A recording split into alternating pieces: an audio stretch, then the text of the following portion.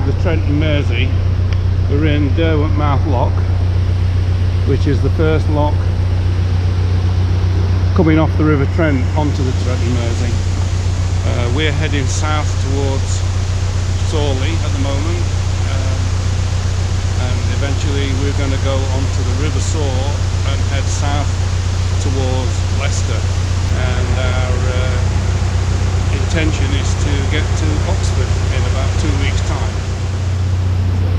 We've come through the lock with another boat, which always makes life a lot easier, but when we're going downhill it's not so bad. It doesn't throw you about because you're not letting water into the lock. But the big problem on this stretch of canal, we've only been going a mile, is all the weed. There's loads and loads of weeds floating about in big rafts. And we came back up, we just stepped up. Yeah, we did. So all this weed has a tendency to float into the middle of the canal, and we've been digging it out from behind lock gates, and it's heavy stuff to pull out the water. So that's Derwent Mouth Lock. We're now heading towards the River Trent.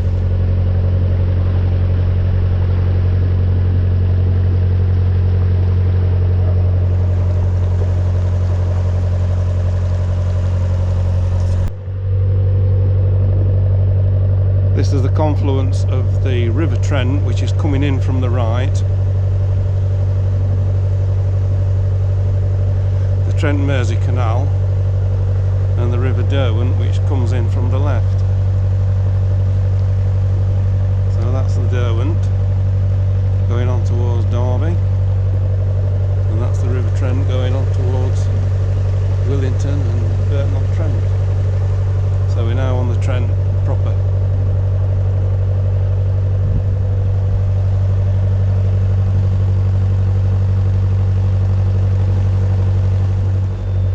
Going under the M1 motorway now, and if you can hear that whistling noise, we've got 2 warning lights on, so we've got to try and get to Sorley and stop and find out what the problem is. We've pulled up at Sorley. Fortunately we found a mooring, and I found the source of the problem. The belt has gone. It's not actually broke, but it's shredded and come off the pulleys. Fortunately I've got spare belts, so hopefully within 10-20 minutes we might be going again, although I might let her cool down a bit because obviously the water pump's not been running, so she's a little bit hot at the minute, but we'll see how we go. Well, an hour later and we're back on the move. Fortunately it was not too bad a job. We didn't have to call anybody out. We've got a spare belt. It's just a question of getting the tightening bolts free. But once that was done, it was fairly straightforward. So we're just going past Sorley Marina now. This is the cut between the 2 sections of river, and in the distance is Ratcliffe-on-Soar power station, which we should be passing hopefully within the next hour and a half. We just entered Sorley locks, and this is an automated lock. Sometimes there are lock keepers here, sometimes there aren't, but there are today, so we're in luck. And that's the River Trent just to the left coming back in, and we'll be on that in a minute. So we're back on the river and heading towards Trent Lock.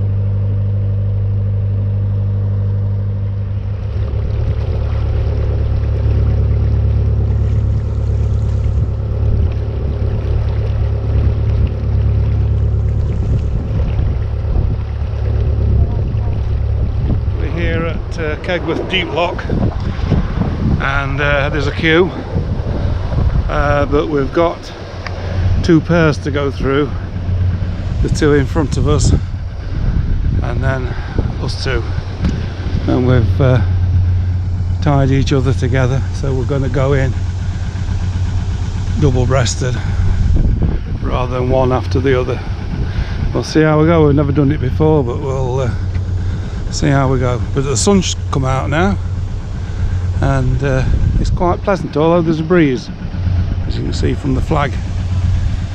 But we're well and truly on the River Soar now, and we're just going past Kegworth, and aeroplanes keep coming across, going to East Midlands Airport.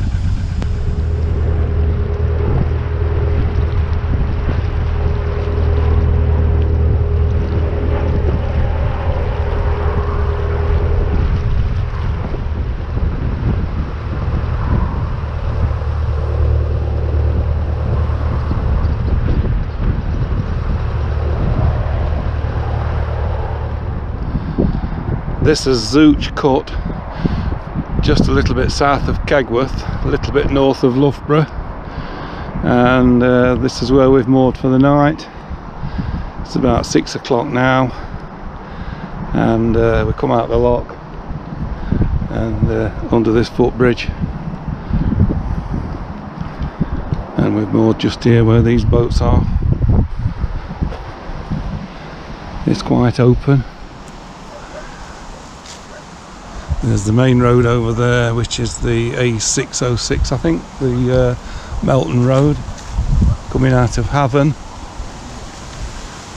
And we've just moored along here where these boats are moored.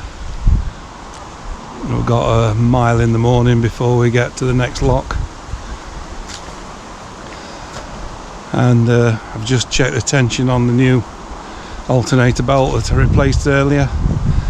Just tighten that up, make sure that's okay now, and hopefully no more problems.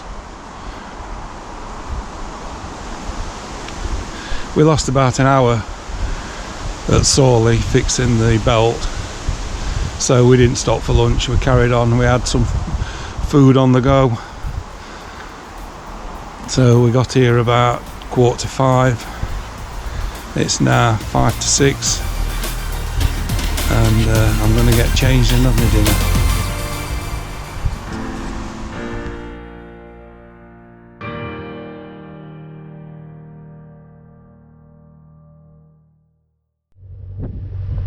Right, it's day 2 and the sun's come out, and we're going towards Loughborough now on the River Soar. It's quite wide here, and there's flood warning notices everywhere, so it's obviously a place that floods quite regularly. Unfortunately, I think we're going to be alright because we've not had any rain of any size recently, so we should be okay. And I've got a new pilot.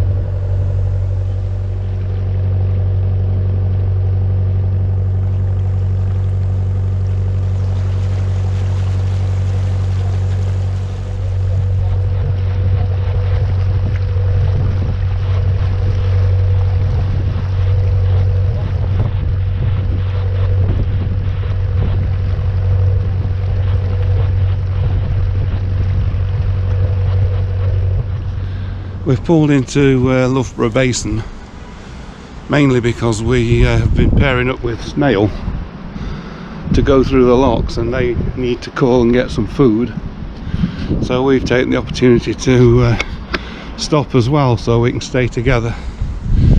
And it's quite pleasant here. It's surrounded by buildings, and there's a Tesco just there, so it's quite a good place to stop. And there's also a toilet point, and although we've only been on water for 2 days, we're going to empty the toilet because the next 2 days there aren't any opportunities to do that. So we're going to have a cup of coffee and a bit of a rest here. There's a Sainsbury's there. There's a Sainsbury's there. What's that suggest? Have you finished up? No. Cut. So after that interruption, I'll continue. We're in Loughborough Basin, and there's the toilet point, a little oval shaped tight to turn, but we managed it. And then the rest of the journey we turn right further up there, near where that boat's moored, and then the canal goes round the side of the town. But we're right in the middle of the town centre now, next to the travel lodge.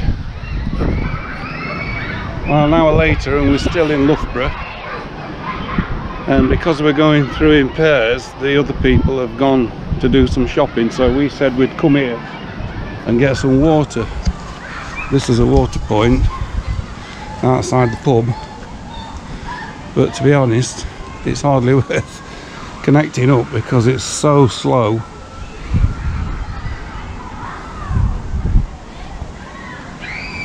That we're virtually not getting any water at all. But because we said we were going to wait for these other people and we'd see them here, we've got no choice really but to wait. So we're not making a lot of progress. Hopefully they won't be too much longer.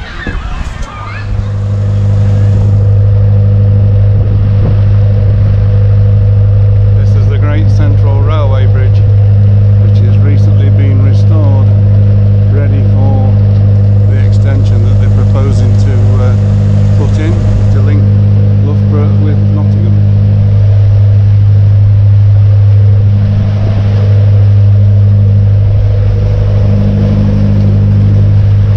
Looks as good as new. There's some more boilers.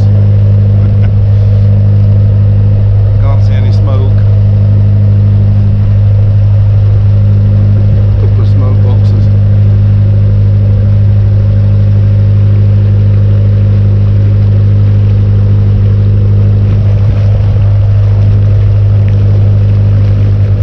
Well, it's turned out nice again.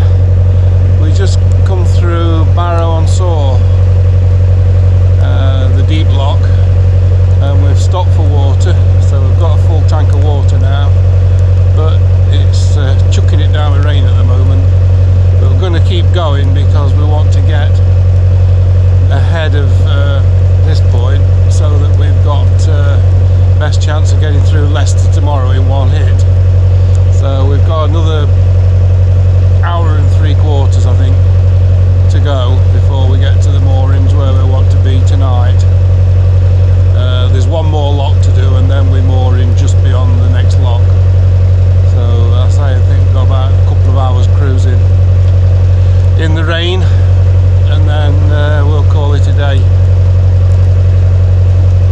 We did have a clear patch about 10 minutes ago, but the rain started again now, so we just keep going. There aren't many moorings along this part. There's lots of private moorings on this side, but there's no towpath now because we're on the river again, so we're just going to have to keep going till we find some visitor moorings. We've arrived at Mount Sorrel Lock, and the rain's not giving up. We've caught up with the boat that we've been sharing the locks with, and he's pulled up quite sensibly to get out of the rain. So we're just on the lock landing, waiting for hopefully a break in this terrible weather so we can attack the lock. The good thing is there aren't many boats about, so being on the lock landing is probably not such a problem.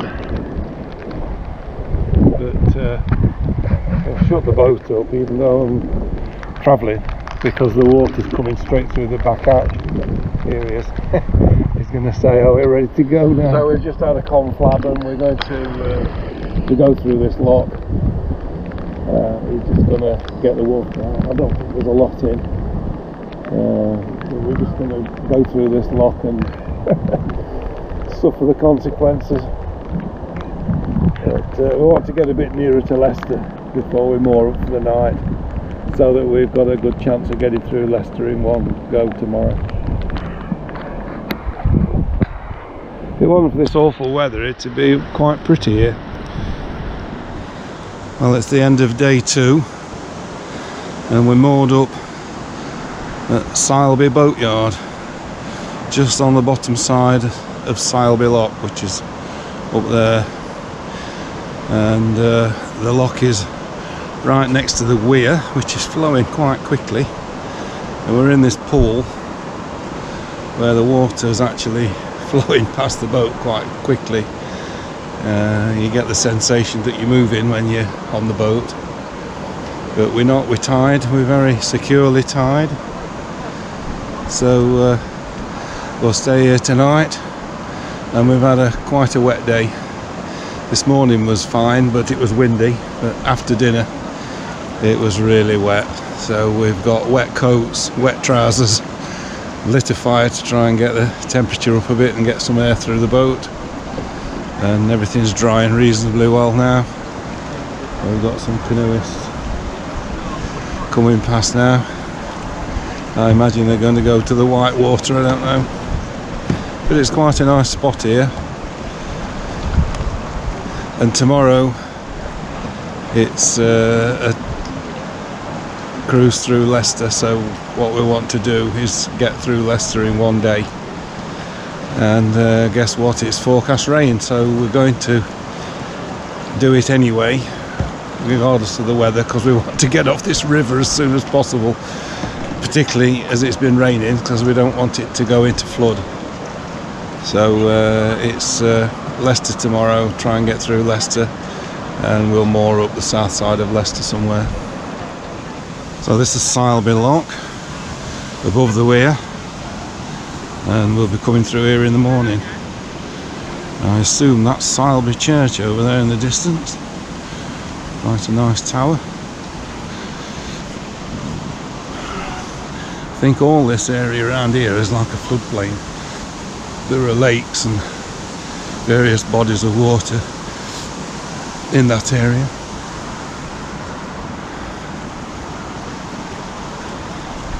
This one's not too deep, the lock.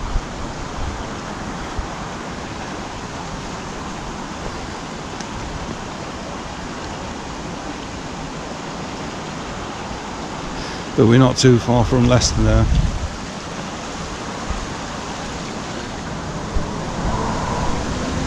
And that's where our boat is, the second one down, just there. And this chap here is fishing for bream, or at least he will be when the canoeists have gone. He's put his ground bait in, and then the canoes turned up, so he's had to pull his line in. But he says that the bream like these conditions with aerated water and a fast flowing current, so hopefully he'll have a bit of success. All the best, thank you. No, he's obviously decided that's not the spot to be because of the canoes, I presume. Anyway, better get back to the boat now and settle down. See what tomorrow will bring.